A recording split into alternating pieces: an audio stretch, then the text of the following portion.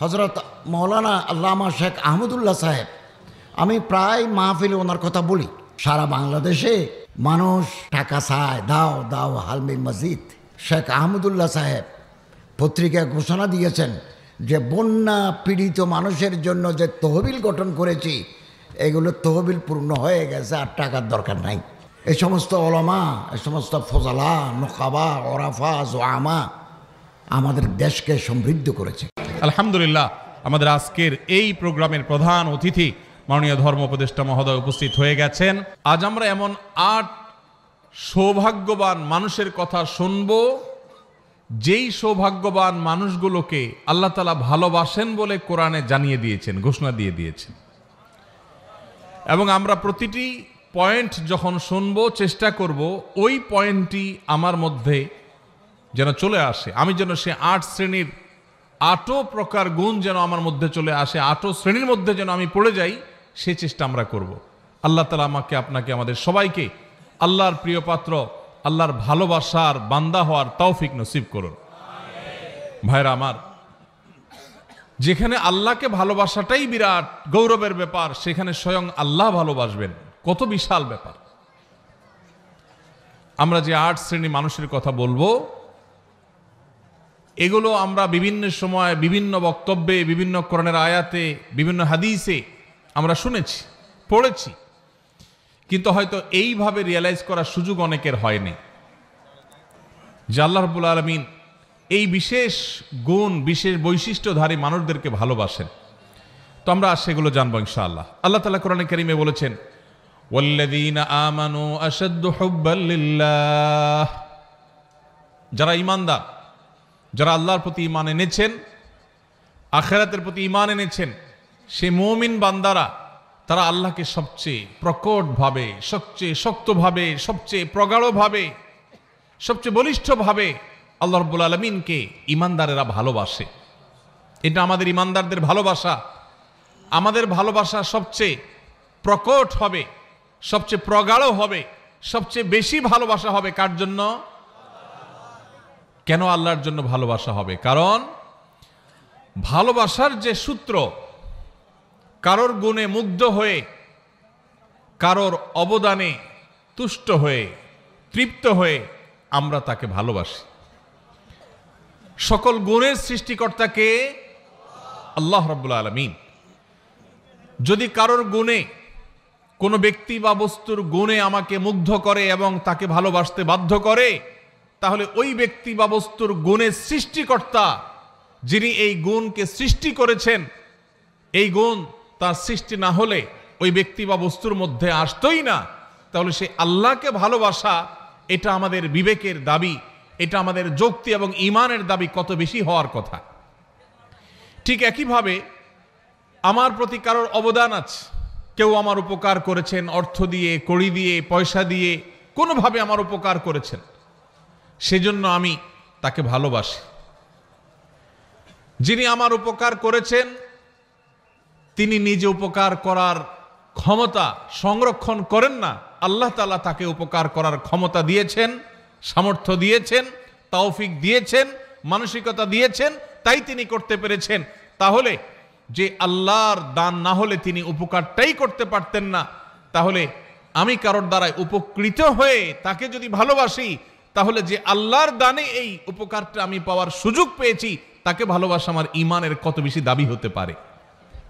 ভাইরা আমার, অথচ আল্লাহকে ভালোবাসা, এটা সাধারণত আমাদের মধ্যে আমরা সেভাবে অনুভব করি না। এমনকি আমরা অনেকে হয়তো জানিও না যে আল্লাহকেও ভালোবাসা যায়। অনেক মুসলমান আছে যে আল্লাহর প্রতি ঈমান আনি, আখিরাতের প্রতি ঈমান এনেছি, ঈমানের সব পিলারগুলোর উপর ঈমান এনেছি, কিন্তু আমি জানি না যে আমার ভালোবাসার সবচেয়ে বেশি হকদার আল্লাহ, সবচেয়ে বেশি হকদার আল্লাহ। এটা জানা তো দূরের কথা, আল্লাহ রাব্বুল আলামিনকেও যে ভালোবাসা যায় বা ভালোবাসা উচিত, এই সেন্সটুকু পর্যন্ত আমাদের অনেক মুসলমানদের মধ্যে নাই। ভাইরা আমার, ভালোবাসার যত কারণ থাকতে পারে, তার সব কারণ, এই সবগুলো যার কারণে বা যার সৃষ্টি হিসেবে সেগুলোর কারণে আল্লাহ রাব্বুল আলামিনের প্রতি ভালোবাসা, এটা ঈমানের দাবি। কারোর মধ্যে যদি আল্লাহর প্রতি ভালোবাসা কম থাকে তাহলে বুঝতে হবে তার ঈমান দুর্বল, আর কারোর যদি আল্লাহর ভালোবাসা তার মধ্যে বেশি থাকে বুঝতে হবে তার ঈমান শক্তিশালী। আল্লাহর প্রতি আমাদের ভালোবাসা আছে কিনা এটা বোঝার উপায় কি, বা এটা সৃষ্টি করার উপায় কি, সে বিষয়ে আলোচনা করা আজকে আমাদের উদ্দেশ্য না, সেটা ভিন্ন টপিক। আমি শুধু মূল বিষয়টা পারলাম যে ঈমানদার হিসাবে আমরা আমাদের মাকে ভালোবাসি, আমরা আমাদের বাবাকে ভালোবাসি, আমরা আমাদের স্বামীরা স্ত্রীরা স্বামীদেরকে, বাবা সন্তানকে, সন্তান বাবাকে, ভাই বোন পরস্পরকে আমরা একে অন্যকে ভালোবাসি। এই যে আমরা একে অন্যকে ভালোবাসি, আমাদের এই ভালোবাসার গণ্ডি, আমাদের ভালোবাসার সীমানার মধ্যে সর্বাগ্রে থাকতে হবে আমাদের রব আল্লাহ রাব্বুল আলামিন। কারণ মা বাবা না হলে আমি দুনিয়াতে আসতাম না, আর আল্লাহ রাব্বুল আলামিন মা বাবাকে সৃষ্টি না করলে, তৌফিক না দিলে আমার দুনিয়াতে আসার কথা মা বাবাও চিন্তা করতেন না।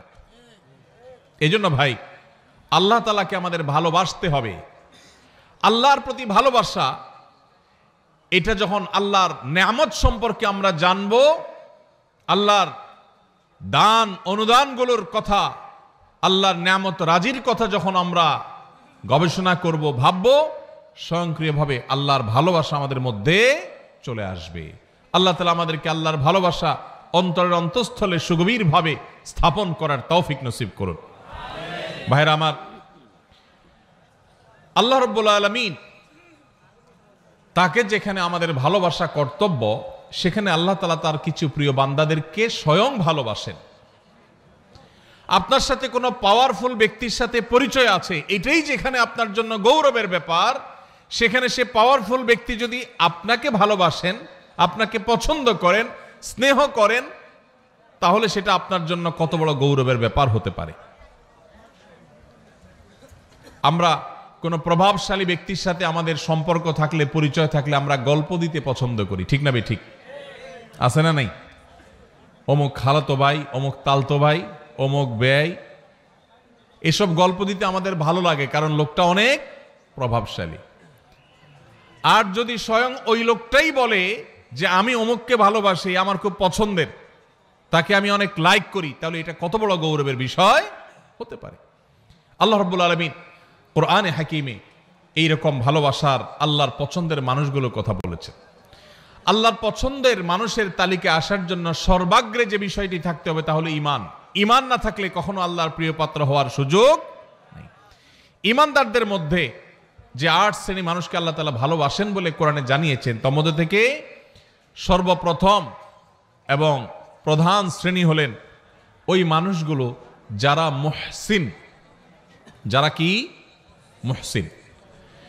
মুহসিন শব্দের অর্থ হলো যারা সৎকর্ম করে, ভালো কাজ করে, অন্যের প্রতি অনুগ্রহ করে, ইহসান করে। খুঁটে খুঁটে কোথায় ভালো কাজ আছে সে সেখানে চলে যায়, কোন কাজটা ভালো সে সেই কাজটা করে, কারোর প্রতি অনুগ্রহ করার সুযোগ আসলে সে সেই সুযোগ হাতছাড়া করে না। এই লোকটাকে বলে মুহসিন। আল্লাহ রাব্বুল আলামিন কোরআনে হাকিমের অন্তত 4 জায়গায় এই একই কথা আল্লাহ তাআলা তাঁর ভাষায় তিনি ব্যক্ত করেছেন, প্রকাশ করেছেন। সূরা বাকারা 165 নম্বর আয়াত, সূরা আলে ইমরান 134 নম্বর আয়াত, একইভাবে সূরা আলে ইমরান 148 নম্বর আয়াত, সূরা মায়েদা 93 নম্বর আয়াত। এই 4 জায়গায় আল্লাহ রাব্বুল আলামিন একই কথা বলেছেন। সূরা বাকারা আল্লাহ বলেছেন, ওয়া আহসিনু ইন্নাল্লাহা ইউহিব্বুল মুহসিনিন। ঈমানদারদেরকে আল্লাহ তাআলা নির্দেশ করে বলছেন, তোমরা ভালো কাজ করো, কারণ ভালো কাজ যারা করে, নেকামল যারা করে, সওয়াবের কাজ যারা করে, এই মানুষগুলোকে আল্লাহ তাআলা ভালোবাসেন। সুবহানাল্লাহ। নেকামলকারীদেরকে আল্লাহ তাআলা ভালোবাসেন। ইহসানকারী, যে অন্যের প্রতি অনুগ্রহ করে, মানুষ তো মানুষ, পশু পাখির প্রতিও ইহসান করে, অনুগ্রহ করে, উপকার করে, মানুষের কল্যাণ পৌঁছায়, মানুষের একটা কাজ করে দেয়, পারলে একজনের সহযোগিতা করে দেয়, এই ইহসানকারী মানুষগুলোকে আল্লাহ তাআলা ভালোবাসেন। এই ভালোবাসার কথা আল্লাহ এক জায়গায় না, অন্তত একই কথা 4 জায়গায় আল্লাহ তাআলা রিপিট করেছেন, ওয়াল্লাহু ইউহিব্বুল মুহসিনিন। আল্লাহ রাব্বুল আলামিন ইহসানকারীদেরকে সৎকর্ম সম্পাদনকারীদেরকে, ভালো কাজ খুঁটে খুঁটে যারা করে সেই মানুষদেরকে, আল্লাহ তাআলার বান্দা, এমনকি আল্লাহর যে কোনো সৃষ্টির প্রতি যারা অনুগ্রহ করে, যাদের মনের মধ্যে মায়া আছে, যারা শক্ত হৃদয়ের না, যারা মানুষের প্রতি অবিচার করে না, জুলুম করে না, পারলে অনুগ্রহ করে, মায়া করে, দয়া করে, ভালোবাসে। মানুষ তো মানুষ, আপন তো আপন, এমনকি শত্রুর প্রতিও সে অবিচার করে না, পারলে অনুগ্রহ করে। এই মানুষগুলোকে আল্লাহ তাআলা ভালোবাসেন। ভাইরা আমার, তাহলে আমরা আল্লাহর ভালোবাসার মানুষগুলোর প্রথম শ্রেণীর সাথে পরিচিত ইতোমধ্যে হয়ে গেলাম। তারা হলো যারা খুঁজে খুঁজে সব নেকামল ভালো কাজগুলো করে, বিশেষ করে আল্লাহর সৃষ্টি একটি একটি করে খুঁজে সবার সাথে অনুগ্রহ করে, মায়া করে, দয়া করে, ইহসান করে।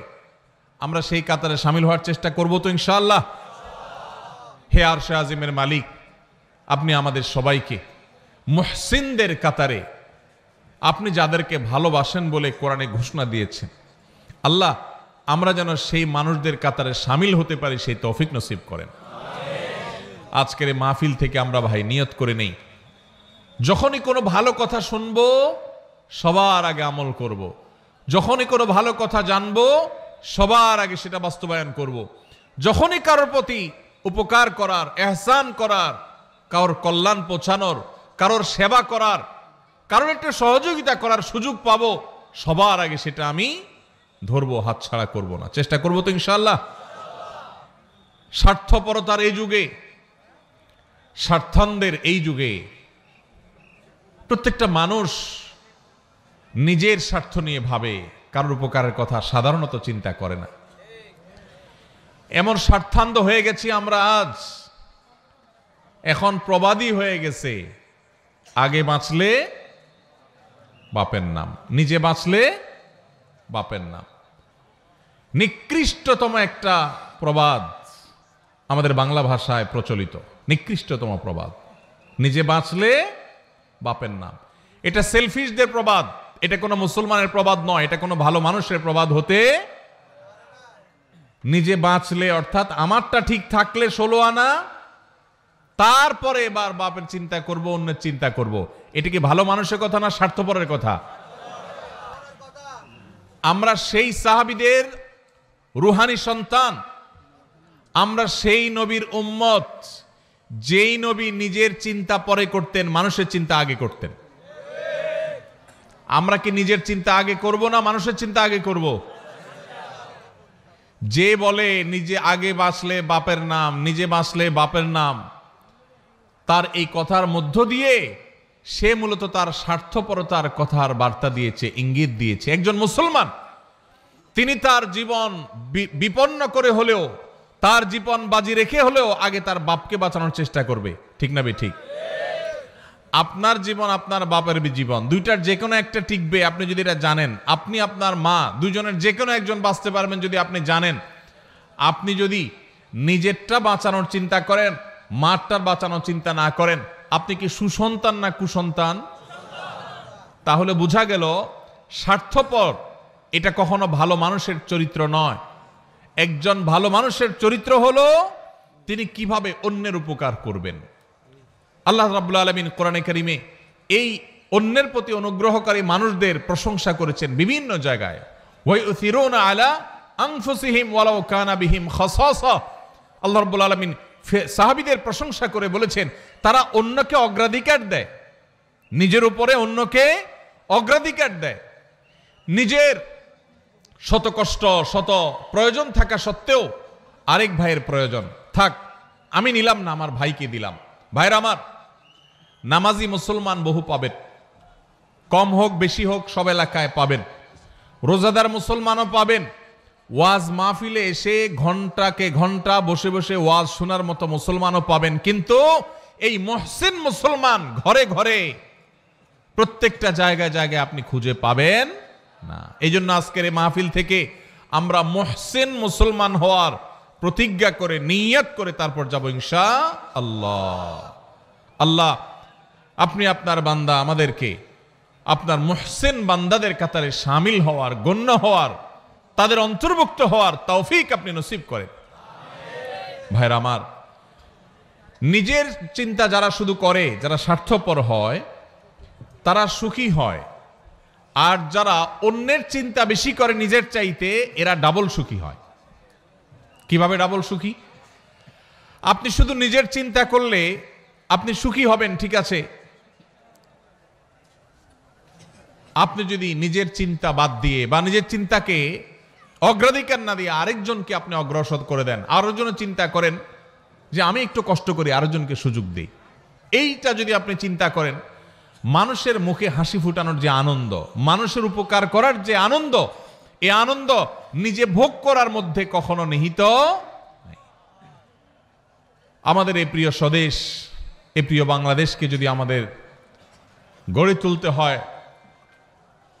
সত্যিকারের স্বপ্নের বাংলাদেশ হিসাবে, তাহলে আমাদের প্রত্যেককে এই মহসিনদের কাতারে সামিল হতে হবে।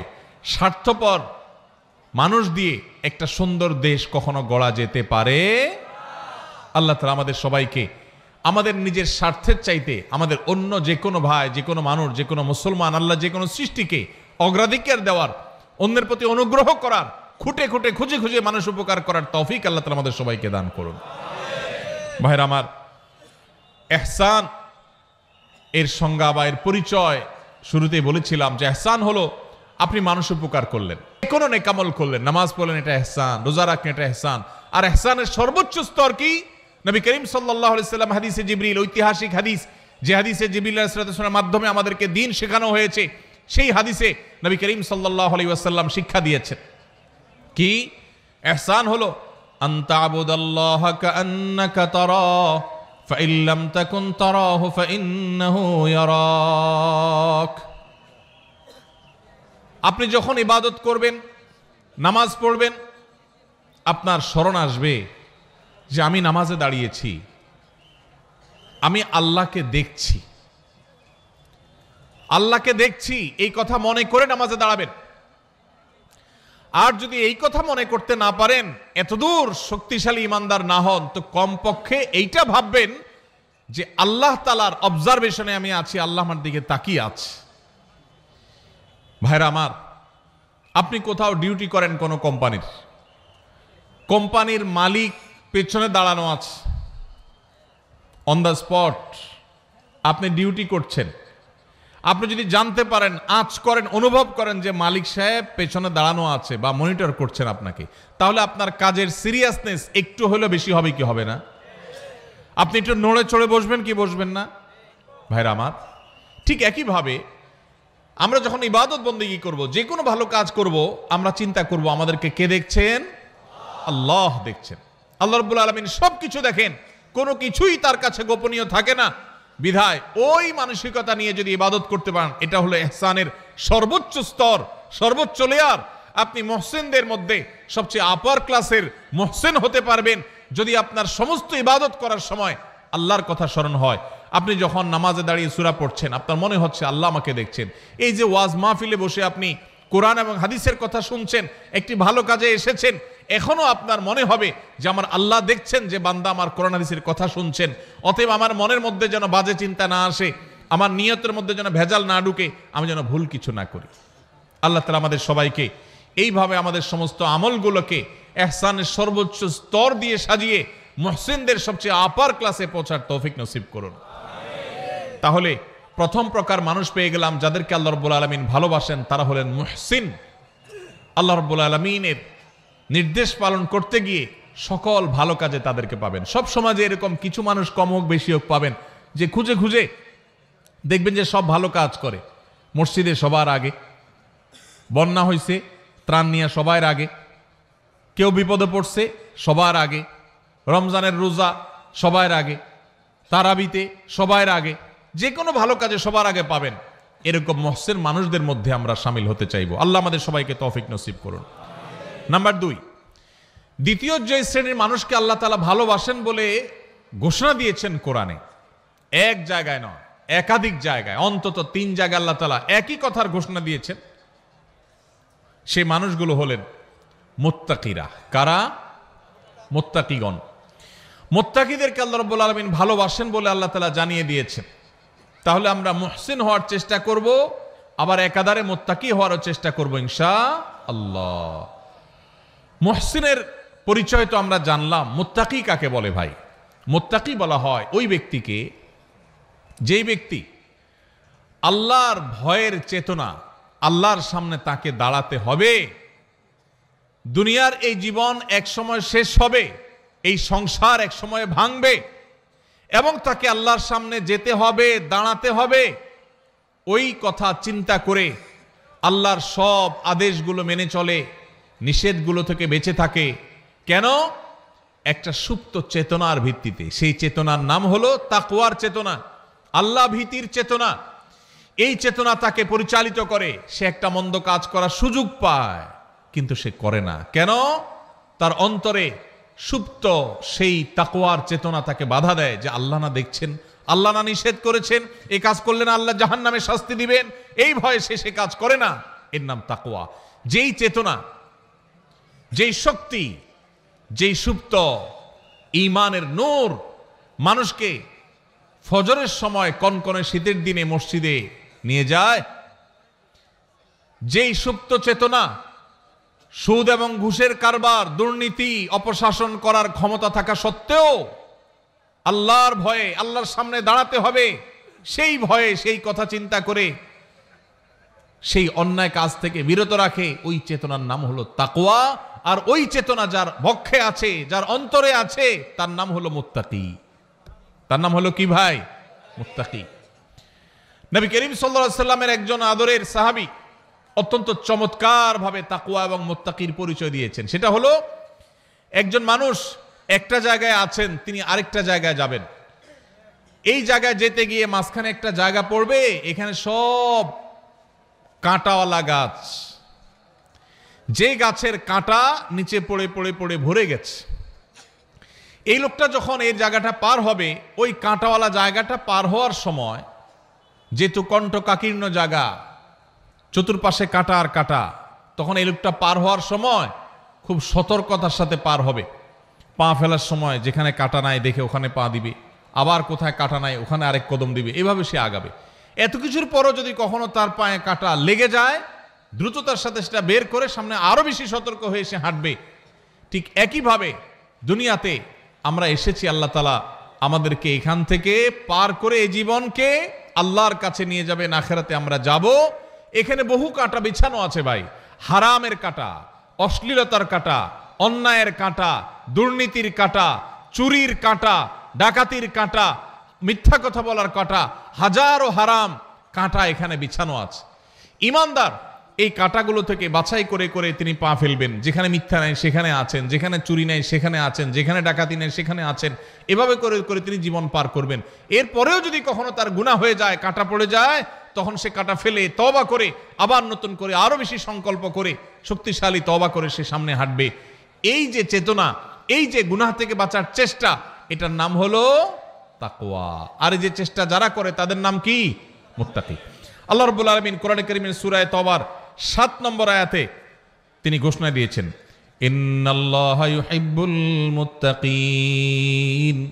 আল্লাহ রাব্বুল আলামিন মুত্তাকিদেরকে ভালোবাসেন, মুত্তাকিদেরকে আল্লাহ তাআলা পছন্দ করেন, যারা হারাম থেকে বাঁচার জন্য এইরকম চেষ্টা করে। ঠিক একইভাবে আল্লাহ তাআলা সূরা আলে ইমরানের 76 নম্বর আয়াতে একই কথা বলেছেন, ফাইন্নাল্লাহা ইউহিব্বুল মুত্তাকিন। আল্লাহ রাব্বুল আলামিন মুত্তাকিদেরকে ভালোবাসেন। ভাইরা আমার, এই একই নির্দেশ আল্লাহ রাব্বুল আলামিন একই কথা একাধিক জায়গায় বলেছেন যে তিনি মুত্তাকিদেরকে ভালোবাসেন। তাহলে আমাদের সমাজে আপনি ডানে বামে খোঁজ করলে দেখবেন কিছু লোক আছে আপনার মসজিদে নামাজ পড়ে, আপনার এলাকায় বসবাস করে, হারামের ধারে কাছে নাই, হারাম দেখলে সে সেখান থেকে চলে যায়, আছে না নাই? যারা যুবক আছেন, কিছু কিছু বন্ধু বান্ধব আছে, দেখবেন যে বন্ধুরা সবাই মিলে কোনো অপকর্ম করবে, সেখানে হয়তো দুই একজন বন্ধু বলে, না দোস্ত আমি এখানে যাব না, আমি এই কাজ করব না, সে সেখানে যাইতে চায় না, আছে না নাই? এটাকে বলা হয় মুত্তাকি। যাদের সুপ্ত চেতনা তাদেরকে আল্লাহর ভয়ে অন্যায় থেকে বিরত রাখে, তার সুযোগ আছে, শক্তি আছে, সামর্থ্য আছে, পার্থিব কোনো কারণে নয়, শুধু আল্লাহ ভীতির চেতনার কারণে সে হারাম থেকে বেঁচে থাকার জন্য সংগ্রাম করে, এই লোকটাকে বলা হয় মুত্তাকি। এই লোকটাকে কোনো সিসি ক্যামেরা দ্বারা মনিটরিং করতে হয় না, তার বক্ষে অবস্থিত তাকওয়ার চেতনাই তাকে মনিটর করে, তাকে পাহারাদারি করে। আল্লাহ রাব্বুল আলামিন আমাদের সবাইকে মুত্তাকিদের কাতারে শামিল হওয়ার তৌফিক নসিব করুন। সবাই মুত্তাকি হওয়ার জন্য চেষ্টা করব তো ইনশাআল্লাহ। ভাইরা আমার, কোরআনে কারীমে আল্লাহ রাব্বুল আলামিন একাধিক জায়গায় বলেছেন ওয়াল আকিবাতু লিত্তাকওয়া। ভাইরে, দুনিয়াতে যার নোট আছে তার পাওয়ার আছে, তার লোক আছে। যার ভোট আছে তারও পাওয়ার আছে, লোক আছে। দুনিয়াতে বহু পাওয়ার নিয়ে মানুষ চলে, গাড়ি বাড়ি আছে।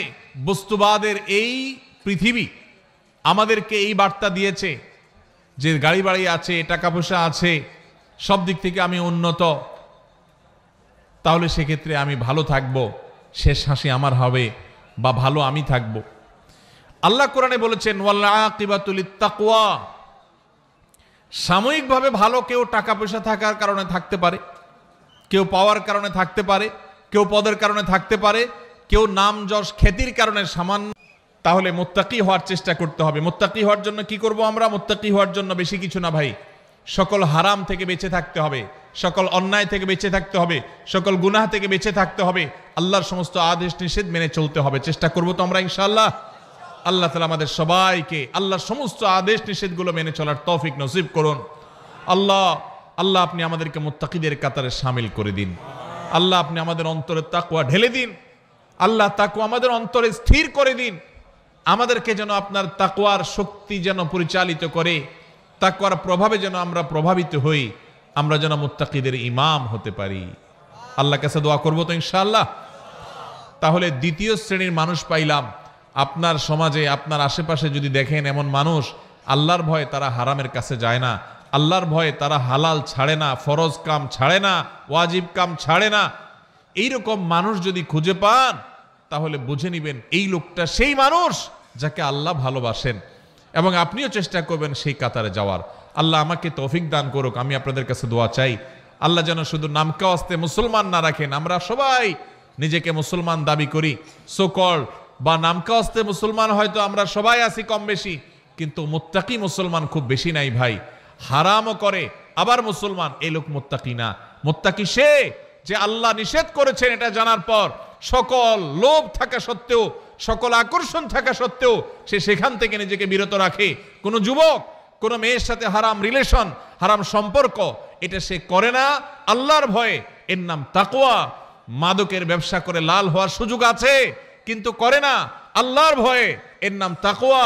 ফজরের সময় আরামের ঘুম ঘুমানো যায়, কিন্তু আরামের ঘুম ছেড়ে কনকনে শীতের মধ্যে ওযু করে ঠান্ডা পানি দিয়ে নামাজ পড়তে যায়, এর নাম তাকওয়া। আল্লাহ আমাদের সবাইকে সেই তাকওয়া আমাদের অন্তরে ধারণ করার তৌফিক নসিব করুন। তাহলে আল্লাহ যাদেরকে ভালোবাসেন তাদের মধ্যে দ্বিতীয় প্রকার হলেন মুত্তাকিরা। নাম্বার 3, তৃতীয় প্রকার মানুষ যাদেরকে আল্লাহ ভালোবাসেন তারা হলেন সেই মানুষেরা যাদের মধ্যে ন্যায় বিচার আছে, যারা ইনসাফ করে, যারা মানুষের প্রতি অবিচার করে না, যারা ন্যায়নিষ্ঠ আচরণ করে, অন্যায় অবিচার করে না।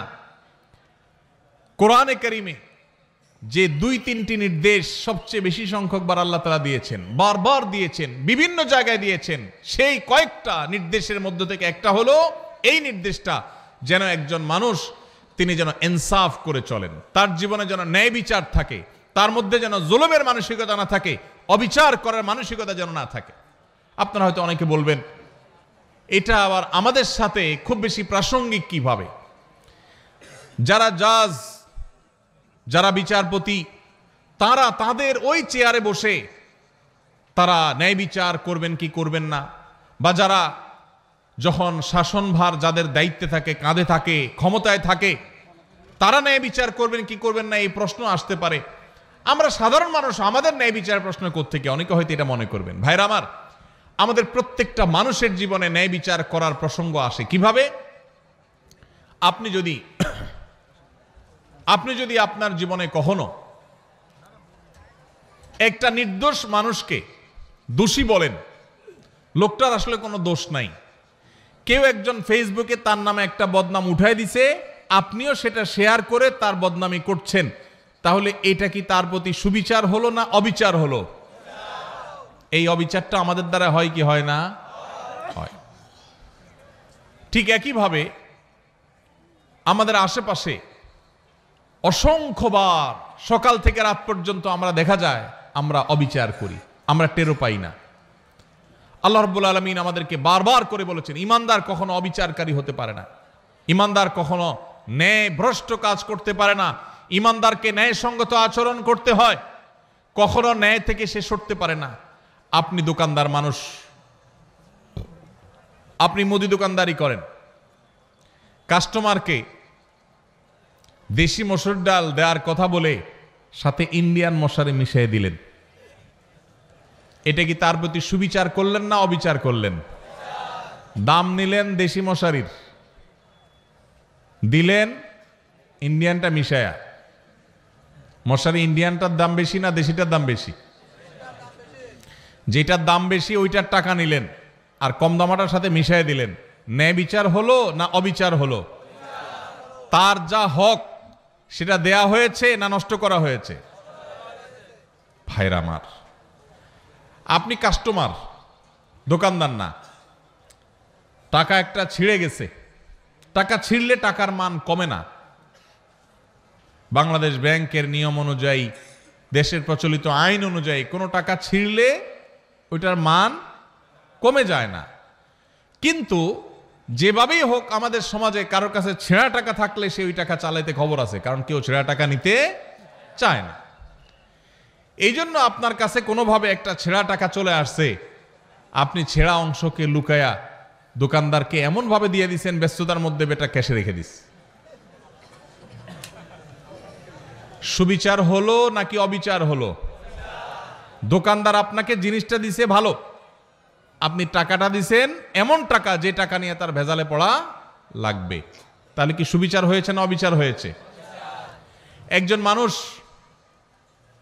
তিনি এখানে নাই, তিনি এখন বাজারে গেছেন, আরেকজনের সাথে বসে তার ব্যাপারে আপনি বদনামি করলেন, তার প্রতি সুবিচার হলো না অবিচার হলো?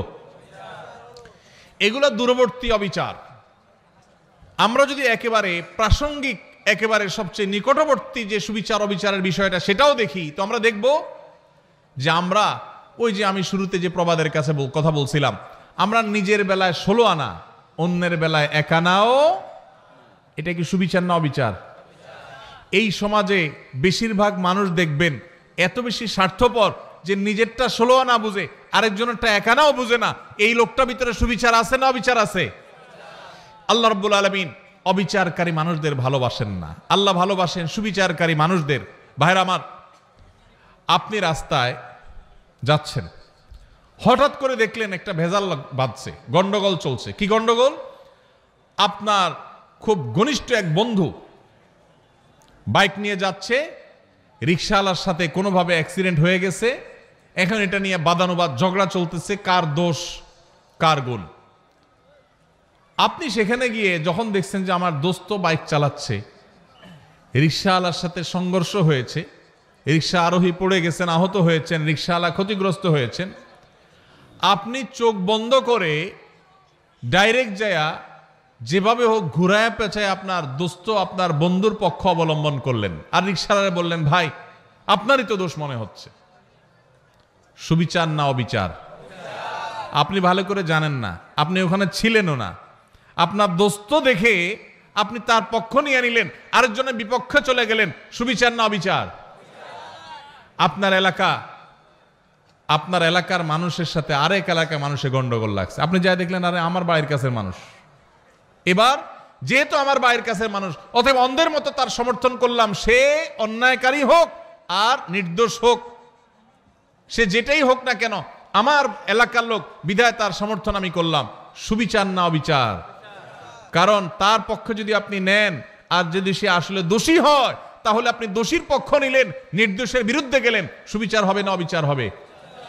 ইমানদার কখনো অবিচার করতে পারে? ভাইরা আমার, এই কথাকে আল্লাহ রাব্বুল আলামিন কোরআনে কারীমে সূরা মুমতাহানার 8 নম্বর আয়াতে বলেছেন। একই কথা আল্লাহ রাব্বুল আলামিন কোরআনে কারীমে সূরা হুজুরাতের 9 নম্বর আয়াতে বলেছেন। একই কথা আল্লাহ তাআলা সূরা মায়দার 42 নম্বর জায়গায় বলেছেন। অন্তত 3 জায়গায় আল্লাহ তাআলা বলেছেন, ইন্নাল্লাহা ইউহিব্বুল মুকসিতিন। আল্লাহ বলেছেন ওয়াকসিতু, তোমরা সব সময় ন্যায় বিচার করে চলবে। খবরদার, ন্যায় বিচার করে চলবে, কারণ আল্লাহ তাআলা ন্যায় বিচারকারীদেরকে, ন্যায়নিষ্ঠ আচরণকারীদেরকে, ইনসাফকারীদেরকে ভালোবাসেন। জালিম, অত্যাচারী, অবিচারকারী এরকম মানুষকে আল্লাহ পছন্দ করেন না, ভালোবাসেন না। আল্লাহ ভালোবাসেন তাদেরকে যারা ন্যায় বিচার করে। অনেক লোক নামাজ পড়ে, ন্যায় বিচার নাই, আছে না নেই? অনেক লোক লম্বা দাঁড়িয়ে আছে কিন্তু ন্যায় বিচার নাই, আছে না নেই? এক ছেলে তার একটু বেশি টানে, আরেক ছেলের দেখতেও পারে না, দাড়ি কিন্তু লম্বা। ন্যায় বিচার না অবিচার? অবিচার। বিয়ে করেছে, শ্বশুরবাড়ির জন্য জান ফিদা, বাপমার খোঁজ খবরও নেয় না। ন্যায় বিচার না অবিচার? অবিচার। ইমানদার সব সময় কার কতটুকু হক, আমার বাবা তার হক এতটুকু আমি দিয়ে দিব, এতে যদি আমার শ্বশুর বাড়ি না খুশি হয় হোক। এমন কি আমার শ্বশুর বাড়ির যতটুকু হক ততটুকু আদায় করতে গেলে যদি বাপের বাড়ি না খুশি হয় হোক, আমি কোনোদিন অবিচার করব না। যার যা পাওনা সেটা আমি পাই পাই করে বুঝিয়ে দিব, এর নাম সুবিচার। ইমানদার সবসময় সুবিচারকারী হবে। আজকের এই সমাজে দাড়িওয়ালা মানুষ কম বেশি আছে, টুপিওয়ালা মানুষ কম বেশি পাওয়া যায়, নামাজি মানুষ, রোজাদার মানুষ কম বেশি পাওয়া যায়, ওয়াজ মাহফিল শোনা মানুষের সংখ্যাও কম নয়, কিন্তু সুবিচারকারী মানুষের সংখ্যা এদেশে হাতে গোনা হয়ে গেছে, নগণ্য হয়ে গেছে, হারিয়ে গেছে। ভাইরা আমার, আমরা আমাদের জীবনের পরতে পরতে প্রত্যেকটা জায়গায় জায়গায় আমাদের ন্যায় বিচারের প্রশ্ন আসে। আমরা হয়তো মনে করেছি অনেকে ন্যায় বিচার আর অবিচার এগুলো তো জজদের কাজ, বিচারকদের কাজ। না ভাই, আপনি নিজে বিচারক। প্রতিটা পদে পদে আপনার বিচারের প্রশ্ন আসে। শুধুমাত্র মুসলমানদের সাথে না, এমনকি অন্য ধর্মের মানুষও যদি হয়, হিন্দু, বৌদ্ধ, খ্রিস্টান, যে কোনো ধর্মের মানুষও যদি হয়, আল্লাহ বলেছেন কোরআনে, লা ইয়ানহাকুমুল্লাহু আনিল্লাযীনা লাম ইউকাতিলুকুম ফিদ-দীনি ওয়া লাম ইউখরিজুকুম মিন দিয়ারিকুম আন তাবাররুহুম ওয়া তুকসিতু ইলাইহিম ইন্নাল্লাহা ইউহিব্বুল মুকসিতিন। অন্য ধর্মের মানুষরা তোমাদের উপর যদি কোনো যুদ্ধ চাপায় না দেয়, তোমাদের দেশ থেকে বের করে না দেয়, শান্তিপূর্ণভাবে যদি সহাবস্থান করে, তাহলে তাদের প্রতি অন্য ধর্মের মানুষ হওয়া সত্ত্বেও ন্যায়নিষ্ঠ আচরণ করতে আল্লাহ নিষেধ করেন না, বরং ন্যায়নিষ্ঠ আচরণকারীদেরকেই আল্লাহ ভালোবাসেন। এই জন্য ন্যায়নিষ্ঠ আচরণ করবো তো ইনশাআল্লাহ। ভাইরা আমার, আমাদের জীবনের প্রতিটি পদে পদে কিন্তু ন্যায় আচরণ করার ব্যাপার আছে। এখন মুশকিল হলো, আমরা ন্যায়সঙ্গত আচরণ বা ন্যায় বিচার এটা অন্যের বেলায় অনেক সময় করতে পারি, নিজের লোক হলে তখন পারি না। আল্লাহ রাব্বুল আলামিন সেজন্য বলেছেন, ওয়াইন কুলতুম ফাদিলু ওয়ালাউ কানা যা কুরবা, যখন কথা বলবা ইনসাফের সাথে বলবা, সত্যটা, হক কথাটা বলবা, যদিও তোমার আত্মীয় হয়, রক্ত সম্পর্কীয়, কাছের লোক হয়, তারপরও হক কথা বলতে দ্বিধা করবা। একটা অপকর্ম করেছে কে? আপনার চাচাতো ভাই বা আপনার আপন ভাই বা আপনার শালা, আপনার কাছের কেউ। আপনার এখন মুখে একেবারে কুলুপ, মুখে তালা, আপনি কিচ্ছু দেখেন নাই, কারণ আকামটা করছে কে? কাছের লোক। এটা কি সুবিচার না অবিচার? অবিচার। আমার বাবাও যদি অন্যায় করেন, আর যদি এখানে আমার সাক্ষ্য দেওয়ার প্রশ্ন আসে, একজন মুকসিত, যাকে আল্লাহ ভালোবাসেন, সেই সৌভাগ্যবান মানুষ, সেই ইমানদার, তিনি তার বাবার বিরুদ্ধে সাক্ষ্য দিবেন, তারপরেও তিনি অবিচার করবেন না। সহজ কথা না ভাই? ওয়াজ করা অনেক সহজ, এই বিষয়টা আমল করা এত সহজ না। আল্লাহ রাব্বুল আলামিন কোরআনে কারীমে সেজন্য বলেছেন, ওয়ালা ইয়াজরিমান্নাকুম শানাআনু কওমিন আল্লা তা'দিলু ই'দিলু হুয়া আকরাবু লিত-তাকওয়া। তোমার সাথে কারোর শত্রুতা আছে, কারোর শত্রুতা আছে, যেহেতু শত্রুতা আছে সেই জন্য ওই বেটা কোনো কারণে ফেঁসে গেছে। তুমি জানো যে লোকটার আসলে দোষ নাই, কিন্তু যেহেতু শত্রু, অতএব এই চান্সে সে যেহেতু ফেঁসে গেছে, পারলে ধরে আরো তার ডুবাই দাও। এই আচরণটা আমাদের সমাজে আছে না নাই? রাজনৈতিক দ্বন্দ্ব আছে, আপনি এক দল করেন, সে আরেক দল করে, যেভাবে হোক সে ফেঁসে গেছে, আসলে সে দোষী না, আপনি জানেন।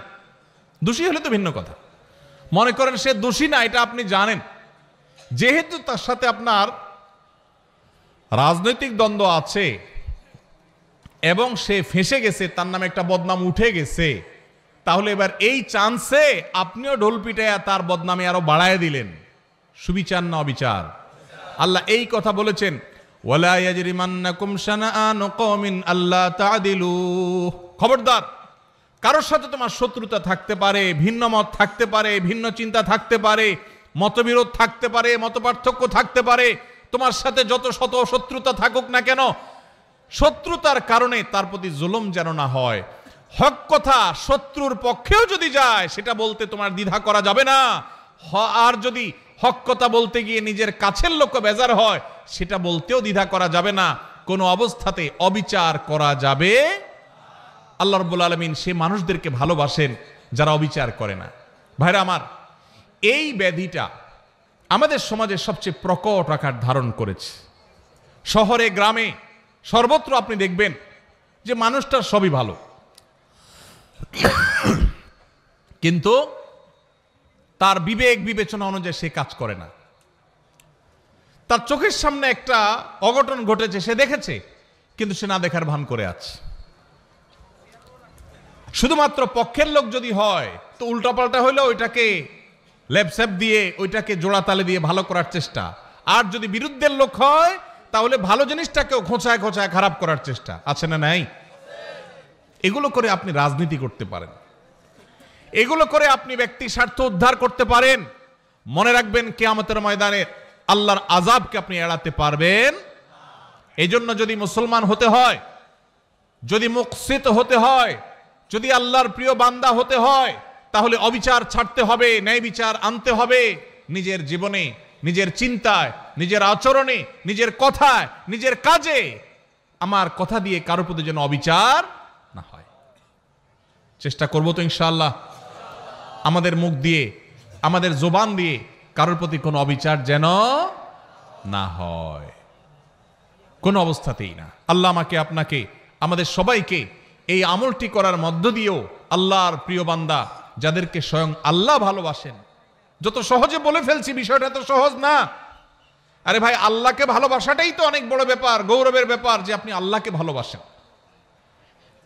রাষ্ট্রের সর্বোচ্চ চেয়ারে মানুষ, তার সাথে আপনার সম্পর্ক আছে, আসা যাওয়া আছে, এইটুকুই তো আপনার গৌরবের জন্য যথেষ্ট। আর সেখানে সেই লোক নিজে আপনাকে ভালোবাসেন, এটা যদি তিনি জানায় দেন যে আমি কক্সবাজার জেলার উখিয়ার অমুক গ্রামের অমুককে আমি ভালোবাসি, পছন্দ করি, সে আমার বন্ধু, বেস্ট ফ্রেন্ড, এটা যদি রাষ্ট্রের সর্বোচ্চ ব্যক্তি বলে, পাবলিকলি ডিক্লেয়ার করে, আপনার গর্বের কোনো শেষ থাকবে? সেখানে স্বয়ং আল্লাহ রাব্বুল আলামিন, কোন রাষ্ট্রের প্রধান না, এই সকল সৃষ্টি জগতের মহান সৃষ্টিকর্তা যিনি, তিনি নিজে ঘোষণা দিয়েছেন, যাদের মধ্যে ইনসাফ আছে, যাদের মধ্যে ন্যায় বিচার আছে, যারা অন্যায় করে না, জুলুম করে না, নিজের প্রতিও না, শত্রুর প্রতিও না, অমুসলমানের প্রতিও না, কারোর প্রতি না, ন্যায় এবং ইনসাফের ক্ষেত্রে তারা এক চুলে দিক সেদিক হয় না। কে নাখোশ হলো আর কে খুশি হলো, তার দল থাকলো কি থাকলো না, তার পছন্দের লোকজন তাকে ভালোবাসলো কি বাসলো না, এসব দেখা দেখি নাই। সৎ এবং সত্য কথা সে ঠিকই বলে, ইনসাফ ঠিকই করে, জুলুম কারোর প্রতি করে না। এই মানুষকে স্বয়ং আরশের মালিক, স্বয়ং রাজাদিরাজ, সকল সৃষ্টি জগতের সৃষ্টিকর্তা মহান আল্লাহ রাব্বুল আলামিন স্বয়ং ভালোবাসেন। আল্লাহ তাআলা আমাদের সবাইকে সেই সৌভাগ্যবান মানুষদের কাতারে শামিল হওয়ার তৌফিক দান করুন। তাহলে তিনটা শ্রেণী পেয়ে গেলাম। প্রথম শ্রেণী ছিল কি? মুহসিন, যারা খুঁটে খুঁটে সব ভালো কাজগুলো করে, মানুষ উপকার করে, ইহসান করে। আর দ্বিতীয় হলেন মুত্তাকি, যাদের মধ্যে আল্লাহর ভয়ের চেতনা আছে, সেজন্য সে আল্লাহর ফরজ নির্দেশ ছাড়া থাকতে পারে না, আর আল্লাহর হারামের ধারে কাছেও যায় না। আর 3 নম্বর হলেন ইনসাফকারী, মুকসিত, যাদেরকে বলেছেন আল্লাহ, আল্লাহর ভাষা যারা মুকসিত, সে ইনসাফকারী, ন্যায় নিষ্ঠ আচরণকারী, কখনো অবিচার করে না, দোস্ত হোক আর যেই হোক। আল্লাহ তাআলা আমাদের সবাইকে এদের কাতারে শামিল হওয়ার তৌফিক দান করুন। নাম্বার 4 নম্বর হলো যারা তওবা করে। যারা কি করে ভাই? তওবা করে। আল্লাহু আকবার। আমাদের সবারই জীবনে ভুল ত্রুটি হয়, হয় কি হয় না বলেন? গুনাহমুক্ত কে কে আছেন এখানে? আছেন কেউ? সবারই আমাদের গুনাহ হয়। নবী সাল্লাল্লাহু আলাইহি ওয়াসাল্লাম এই কথাই বলেছেন, কুল্লু বনি আদম খাত্তা ওয়া খায়রুল খাত্তাইনা আত-তাওয়াবুন। সকল আদম সন্তানই কম বেশি অপরাধী, আমাদের সবারই কম বেশি দোষ আছে। কিছু লোক আছে সমাজে দেখবেন সে কোনো দোষ খুঁজে পায় না, আছে না নাই? নিজের কোনো দোষ খুঁজে পায় না। বিপদ আপদ হলে বলে কি, আমার কেন এগুলো হলো, আমি বুঝলাম না, কি অন্যায়টা করলাম, আমি কি অন্যায় করছি উনি খুঁজে পায় না। নিজের অন্যায় খুঁজে না পাওয়াটাই তো সবচেয়ে বড় অন্যায়, ঠিক না ঠিক? মানুষ যার পরতে পরতে ভুল হয়, এটা ভুল হয়, ওইটা ভুল হয়, মানুষ, সে মানুষ যদি নিজের ভুলের কথাই সে আঁচ করতে না পারে, এটাই তো সবচেয়ে বড় অন্যায়। অনেক লোক আছে দেখবেন বিড়ি বা সিগারেটের ধোঁয়া ছাড়তে ছাড়তে বলে, ভাই জানেন আমার এই জীবনে আমি কোনোদিন কারোর কোনো ক্ষতি করিনি। ছাড়তেছে কিসের ধোঁয়া? সিগারেটের ধোঁয়া। উপকার করতেছে না ক্ষতি করতেছে? ধোঁয়া ছাড়তে ছাড়তে বলে, জানেন ভাই এই জীবনে কোনোদিন কারোর কোনো ক্ষতি করি নাই, স্টিল সে ক্ষতি করতেছে, কিন্তু তার সে খবর। তো অনেক লোক এমন আছেন যে নিজের পাপ অপরাধ খুঁজে পায় না, বলে যে এত বিপদ আমার কেন, কি অন্যায়টা করলাম আমি, কি অন্যায় করছে উনি। ভাইরা আমার, আমাদের অজান্তে কত ভুল হয় বলেন। ধরেন আপনি নামাজে দাঁড়াইছেন, ইবাদত করতেছেন, আপনার জামাটা হয়তো কোনো কারণে একটু গন্ধ হয়ে গেছে, আপনি জানেনও না, হতে পারে না কোনো এক সাইডে কোনো গন্ধ কিছু লাগছে বা কিছু, আপনার পাশের মুসল্লির কষ্ট হচ্ছে, অন্যায় না ন্যায় এটা? আপনি হয়তো টেরো পান নাই, হইতে পারে কি পারে না বলেন? আপনি হয়তো বাজারে গেছেন, পাবলিক বাসে উঠছেন, খুব চাপাচাপি ভিড়ের মধ্যে উঠছেন, এই চাপের মধ্যে একটু জোর করে উঠতে গিয়া হয়তো কেউ কষ্ট পেয়েছে, আপনি টেরো পান নাই, হতে পারে কি পারে না? হতে পারে না এরকম? আপনি হাঁটছেন, আপনার পায়ের নিচে হয়তো পিপিলিকা পড়ে মারা গেছে। পিপিলিকা আপনাকে কষ্ট দিলে নিধন করা জায়েজ আছে, তাকে মারা না জায়েজ না, কিন্তু কোনো প্রয়োজন ছাড়া, কোনো কারণ ছাড়া আল্লাহর কোনো প্রাণীকে অহেতুক হত্যা করা, এটা আপনার জন্য ইসলাম আপনি সেটা করতে বলে নাই। কিন্তু আপনার অজান্তে আপনার পায়ের নিচে পড়ে এরকম বহু প্রাণী হয়তো মারা গেছে, হয়তো তাকে মারার কোনো কারণ হয়তো নাই, সে আপনার কোনো উপদ্রব করছে না, আপনি রাস্তা দিয়ে হেঁটে যাচ্ছেন, কিন্তু আপনার অজান্তে কাজটা হয়ে গেছে, হতে পারে কি পারে না? এরকম অন্তত কয়েক হাজার দৃষ্টান্ত এখানে বসে দেওয়া যাবে, খুঁটে খুঁটে বের করা যাবে, বড় তালিকা করা যাবে, যে আমাদের অজান্তেও আমাদের অনেক ভুল হয়। তাহলে কোনো মানুষ যদি বলে আমি আবার কি ভুল করলাম, আমার অন্যায়টা কি হলো, আমি অন্যায়টা কি করলাম, তাহলে এটাই হলো তার সবচাইতে বড় অন্যায়। আমার অপরাধটা কি, এই কথা যে বলে সে সবচেয়ে বড় অপরাধী। আল্লাহর কাছে বান্দা সবসময় তার অপরাধ বোধের কথা স্মরণ করবে। আমার অজান্তে কত অপরাধ হয়ে যাচ্ছে, জ্ঞাতসারে কত অপরাধ হয়ে যাচ্ছে। এই যে আমি কথা বলছি, এই কথাটা যে মাপে হওয়া দরকার একটু বেশি মাপে হয়ে যাচ্ছে, হতে পারে এটাও একরকমের সীমা লঙ্ঘন। আপনি আপনার বাবার সামনে, মায়ের সামনে কথা বলছেন, বাবা মা নিজস্ব লোক, ঘরের লোক, সবচেয়ে আপন মানুষ, একটু জোরে বলে ফেলছেন, অন্যায় হয়ে যেতে পারে, তাদের মনে কষ্ট হতে পারে, তারা এটাকে মাইন্ডে নিতে পারেন, তাহলে এটা একটা অপরাধ হতে পারে, অথচ আপনার খবরই নেই যে আপনি অন্যায় করেছেন।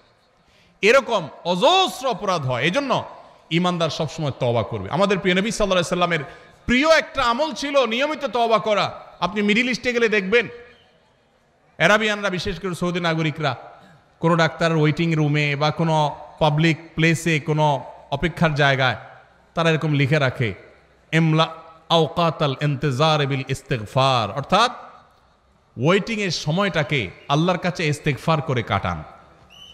ভাইরা আমার, এই জন্য নবী সাল্লাল্লাহু আলাইহি সাল্লাম নিয়মিত প্রতিদিন ইস্তিগফার করতেন, কমপক্ষে 70 বার, সম্ভব হলে আরো বেশি সংখ্যক বার আমরা ইস্তিগফার করার চেষ্টা করব। আল্লাহ আমাদের সবাইকে তৌফিক দান করুন। ইস্তেগফারের চেতনা হলো আল্লাহর কাছে নিজের অপরাধের কথা স্মরণ করে ক্ষমা চাওয়া, যে আল্লাহ আপনি মাফ করে দেন, আল্লাহ আমি আর গুনাহ করব না, আল্লাহ আমার অজান্তে ভুল হতে পারে, জ্ঞাতসারে ভুল হতে পারে, আল্লাহর কাছে মাপ চাওয়া। আল্লাহর কাছে মাপ চাওয়ার একটা মজা আছে ভাই। মানুষের কাছে মাপ চাইলে আপনার মনটা দেখবেন খারাপ হয়ে গেছে। একজনের কাছে আপনার ছোট হওয়া লাগছে, সে আপনার বলছে এখন মাপ চাবি, জোর করে আপনার মাপ চাওয়াইছে, আপনার কাছে ভালো লাগবে না খারাপ লাগবে? যে কোনো মানুষের কাছে, কারোর কাছে কেউ মাপ চাইতে ভালো লাগে না। কিন্তু আপনি আল্লাহর কাছে একটু মাপ চেয়ে দেখেন চোখের পানি ফেলে, আল্লাহ আমার ভুল হয়েছে, আপনি মাফ করে দেন, আল্লাহ আপনি আমাকে মাগফিরাত নসিব করেন। আপনি যদি আল্লাহর কাছে মাপ চান, চোখের পানি ফেলেন, আল্লাহর শপথ পৃথিবীর বহু সুখ, বহু তৃপ্তির চাইতে বেশি তৃপ্তিদায়ক হবে আল্লাহর কাছে মাপ চাওয়ার মুহূর্তগুলো। সালহাতু সাঙ্গেবুদি দিল খারাস আজমুদে এক জামানা খাকে বাস। পাথর হয়ে তো বহুকাল ছিলে ভাই, একটু আল্লাহর কাছে চোখের পানি ফেলে একটু দোয়া করে কেঁদে কেটে দেখো, আল্লাহ আপনি আমাকে মাফ করে দেন, আল্লাহ কত ভুল করেছি আপনি ক্ষমা করে দেন। এই ক্ষমা চাওয়ার মধ্যে যে তৃপ্তি আছে, পৃথিবীর বহু ভোগের মধ্যে সেই তৃপ্তি নাই। এই জন্য আল্লাহ ভালোবাসেন সে মানুষগুলোকে যারা তওবা করে। তওবা কি? তওবা হলো রুট চেঞ্জ, রাস্তা পরিবর্তন। আপনি যাচ্ছেন জাহান্নামের দিকে, আপনি সেটা চেঞ্জ করে জান্নাতের রুটে উঠে গেলেন। ভুল পথে চলছিলেন, সেটা ছেড়ে এখন সঠিক পথে চলে আসছেন, এটার নাম কি ভাই? তওবা। নামাজ পড়তাম না, এখন নামাজ শুরু করেছি। খারাপ বন্ধুর সাথে চলতাম, এখন আর চলি না, ভালো বন্ধুর সাথে চলি। অন্য মেয়েদেরকে টিজ করতো যে বন্ধুরা, তাদের সাথে আড্ডা দিতাম, এখন আর সেদিকে যায় না। আল্লাহর ভয়, আল্লাহর সামনে দাঁড়াতে হবে, আল্লাহ শাস্তি দিবেন, পাকড়াও করবেন, ছাড় দিবেন না, সেই ভয়ে আমি সেই জায়গা থেকে সরে আসছি, এখন ভালো বন্ধুর সাথে চলি। এর নাম তওবা। তওবা শুধু মুখে আস্তাগফিরুল্লাহ ওয়া আতুবু বলার নাম নয়, তওবা একটা আচরণের নাম, তওবা একটা স্বভাবের নাম, তওবা একটা অ্যাটিটিউডের নাম, তওবা একটা অ্যাপ্রোচের নাম। তওবা হলো আমার অবস্থান পরিবর্তন করার নাম, নিজেকে পরিবর্তন করতে হয়। ভাইরে, জীবনে একটা সময় পরিবর্তন করা লাগে। বয়স যার যেটুকু হয়েছে, জীবনের মূল্যবান সময় অনেকখানি পার হয়ে গেছে, আর কত? এখনই আসুন তওবা করি। আলাম ইয়ানিল্লাযীনা আমানু আন তাখশা কুলুবুহুম লিযিকরিল্লাহ। ইমানদারদের কি এখনো সময় হয়নি যে আল্লাহর স্মরণ হয়ে আল্লাহর সামনে দাঁড়াতে হবে? সেই কথা চিন্তা করে তাদের অন্তরটা বিগলিত হবে, অন্তরটা নরম হয়ে যাবে, আল্লাহর ভয়ে চোখের পানি ফেলে সে নিজের জীবনকে চেঞ্জ করবে, সে নিজের লাইফকে, রুটকে পরিবর্তন করবে। এই সময় কি এখনো আসে নাই? ভাইরা আমার, এই জন্য তওবা করতে হয়, কোনো একটা সময় এসে নিজেকে পরিবর্তন করতে হয়। আজকের এই মাহফিল থেকে আসুন পরিবর্তনের শপথ করে যাই, অঙ্গীকার করি, নিয়ত করি যে আমি আর খারাপের পথে যাব না, আমার জীবনে খারাপ কোনো কিছু আমি আর রাখতে দিব না, আমি নিজেকে পরিবর্তন করব, চেষ্টা করব তো ইনশাআল্লাহ। অটোমেটিক আল্লাহর ভালোবাসা পেয়ে যাবেন, অটোমেটিক আল্লাহর ভালোবাসা পাবেন। প্রসিদ্ধ একটি হাদিস আপনারা বারবার শুনেছেন হয়তো, নবী করিম সাল্লাল্লাহু আলাইহি সাল্লাম বলেছেন, আল্লাহর বান্দা, আল্লাহর বান্দা আল্লাহ অনেক ভালোবাসেন। এর মধ্যে কোন বান্দা যখন তওবা করে, গুনাহ করা থেকে ফিরে আসে, খারাপ কাজ থেকে সরে আসে, একে আল্লাহ কত ভালোবাসেন এটা বোঝাবার জন্য নবী সাল্লাল্লাহু আলাইহি সাল্লামের প্রসিদ্ধ একটা হাদিস আপনারা শুনেছেন। তিনি বলেছেন, একটা লোক সফরে বের হয়েছে, আজকালকার যুগের মতো সফর না, সেই শত শত হাজার বছর আগে মরুভূমিতে যেরকম জঙ্গলের ভিতর দিয়ে মানুষ সফর করতো, কোনো পথে কোনো দোকানপাট কিছু ছিল না, এরকম মরুভূমির মাঝখানে কোনো একটা গাছের নিচে তিনি যখন রেস্ট করার জন্য শুয়েছেন, যেই ঘোড়ায় করে যাচ্ছিলেন, ওই ঘোড়ার পিঠে তার খাবার দাবার পানি সব ছিল। ঘুম থেকে উঠে দেখেন ঘোড়া উধাও, নাই, রশি ছিঁড়ে নাই হয়ে গেছে। যতদূর চোখ যায় কোথাও কোনো মানুষ নাই, ঘোড়া তো নাই, কিছুই নেই।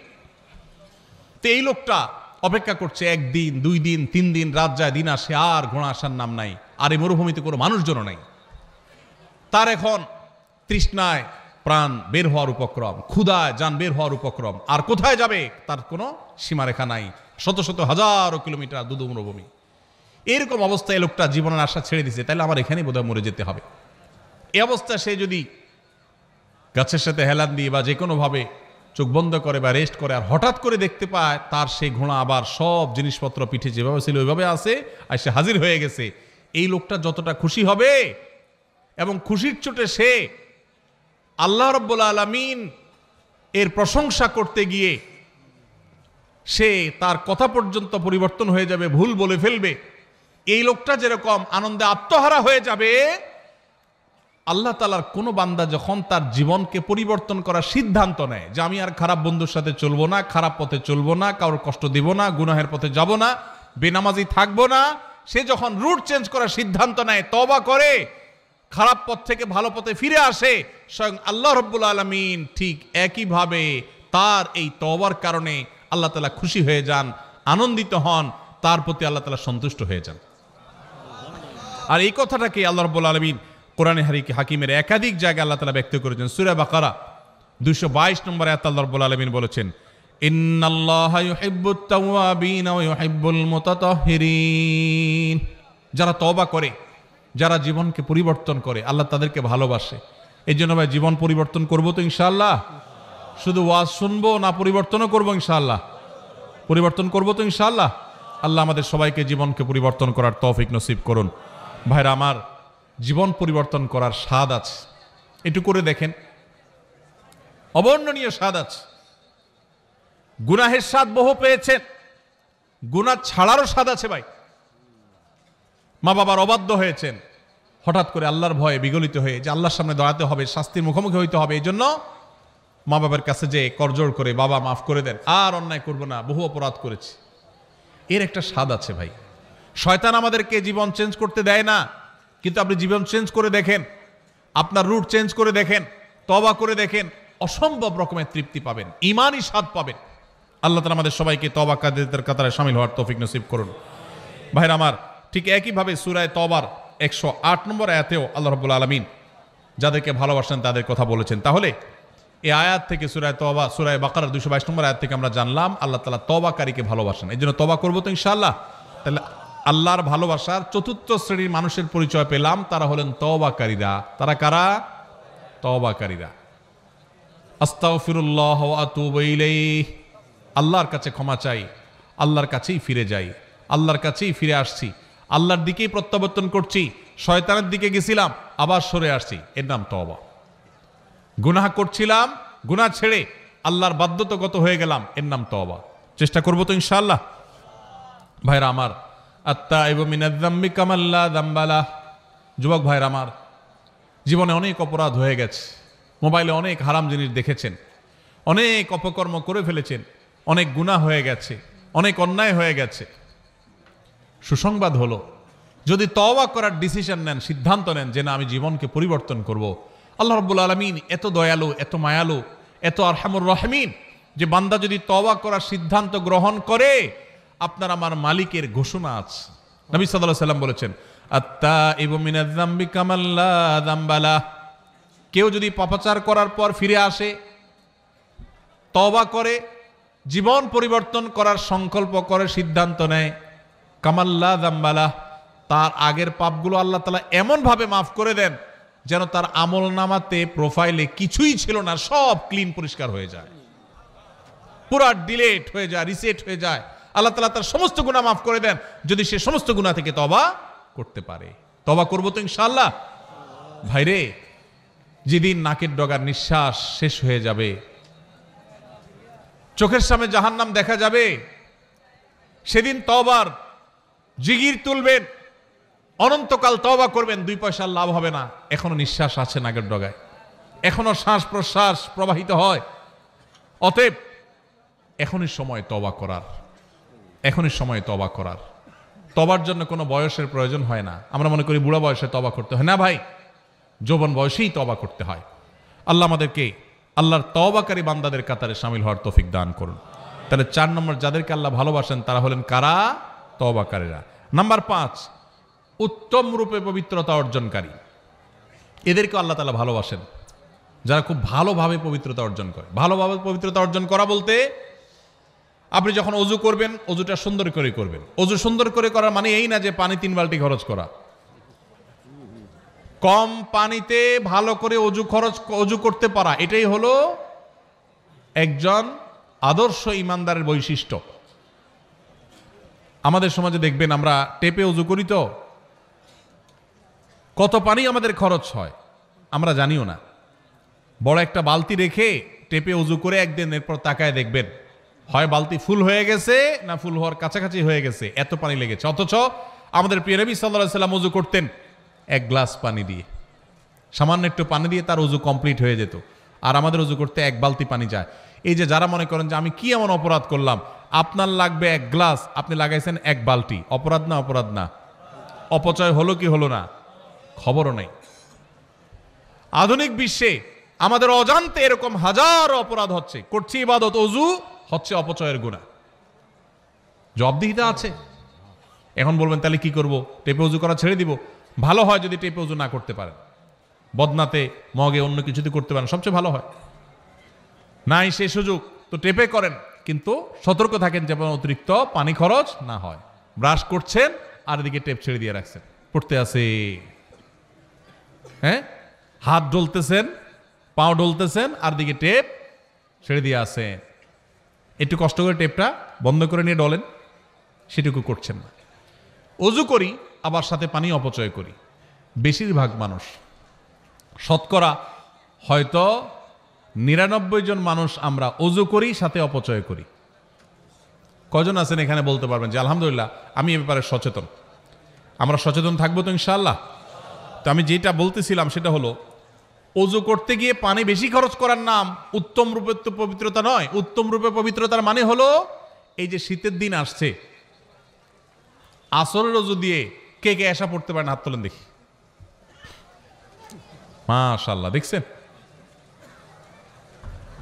আসরের অজু দিয়ে এসা পড়তে পারা, এটা কি খুব বেশি বেটাগিরি? হ্যাঁ, আলহামদুলিল্লাহ কিছু মানুষ সুস্থ, এটা তাদের সুস্থতার আলামত। কিছু মানুষের জন্য এটা পজিটিভ, কিন্তু বেশিরভাগ ক্ষেত্রে এটা 2 নম্বরই। সবার ক্ষেত্রে বলি না, কিন্তু বেশিরভাগ ক্ষেত্রে। কিরকম?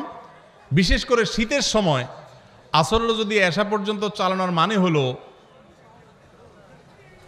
অজু যায় যায় ভাব, কিন্তু অজু ছাড়ে না, ধরে রাখে। আছে না নাই? টেনে টুনে আর আধা ঘন্টা আছে, এসাটা পার করতে পারলে জান বাঁচে। আছে না নাই? এই প্রবণতাটা কি ভালো না খারাপ? এটা স্বাস্থ্যের জন্য খারাপ, ইবাদতের জন্য খারাপ। নবী করিম সাল্লাল্লাহু আলাইহি সাল্লাম বলেছেন, আলা আদুল্লুকুম আলা মা ইয়ামহুল্লাহু বিল খাতায়া ওয়া ইয়ারফাউ বিহি দারাজাত। কিছু আমল আছে যেগুলো মানুষের গুনাহ মাফ করে দেয়, আল্লাহর কাছে মর্যাদা বাড়ায় দেয়। এর ভিতরে একটা আমল হলো ইসবাগুল ওযুই আলাল মাকারিহ। কষ্ট উপেক্ষা করে হলেও ভালো করে ওযু করা।